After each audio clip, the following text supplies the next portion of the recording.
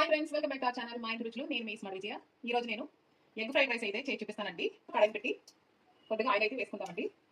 Oil వేడైన తర్వాత 3 గుడ్లను అయితే తీసుకుని బాగా బీట్ చేసి ఇప్పుడు ఆయిల్ అయితే ఫ్రై చేసుకుందామండి. ఫ్రై అవుతున్నప్పుడు ఇందులో కొద్దిగా సాల్ట్ కూడా వేసుకుందాము. ఇలా ఫ్రై అయిన తర్వాత ఒక ప్లేట్లోకి అయితే తీసేసుకుందామండి. ఆయిల్ వేసుకుని సన్నగా తరిగి పెట్టుకున్న అల్లం ముక్కలు అలాగే వెల్లుల్లి వేసి బాగా ఫ్రై చేసుకోవాలండి. అల్లం వెల్లుల్లి అయితే మనకి బాగా ఫ్రై అయిపోయింది కదా. ఇప్పుడు ఇందులో మనం సన్నగా తరిగి పెట్టుకున్న బీన్స్, క్యారెట్ ముక్కలు, ఉల్లిపాయలు, ఉల్లిపాయ ముక్కలు, అలాగే క్యాప్సికం, పచ్చిమిర్చి ఇవన్నీ వేసి హై ఫ్లేమ్లో పెట్టి ఫ్రై చేసుకోవాలండి. ఇలా ఫ్రై చేసుకున్న తర్వాత ఇప్పుడు రుచికి సరిపడా ఉప్పు వేసుకుందామండి. అలాగే 2 స్పూన్లు సోయా సాస్ వేసుకుందామండి. ఇప్పుడు ఇందులో ముందుగా ఉడికించి పెట్టుకున్న బాస్మతి రైస్ అయితే వేసేసుకుంటున్నానండి. ఇలా రైస్ వేసుకున్న తర్వాత ఒకసారి బాగా కలిపేసుకుందాము. బాగా కలిపేసుకున్న తర్వాత ఇందులో 2 స్పూన్లు మిరియాల పొడి అయితే వేస్తున్నానండి. చివరిగా ముందుగా ఫ్రై చేసి పెట్టుకున్న ఎగ్ని కూడా వేసేసుకుని బాగా ఒకసారి కలిపేసుకుందామండి. ఎగ్ ఫ్రైడ్ రైస్ అయితే రెడీ అయిపోయిందండి. మరొక రెసిపీతో మళ్ళీ మీ ముందుకు వస్తాను. Thanks for watching. బాయ్ అండి.